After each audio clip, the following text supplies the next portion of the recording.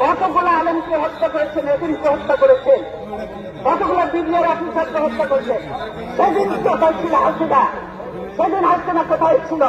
এতগুলো অফিসারকে মারল, ৫৭ জন অফিসারকে হত্যা করলো। সেদিন হাসিনার এই ফোর্স কোথায় ছিল? গোলামি করবে, দালালি করে বৃথা যাবে? এগুলি কোনোদিনও বৃথা যাবে না।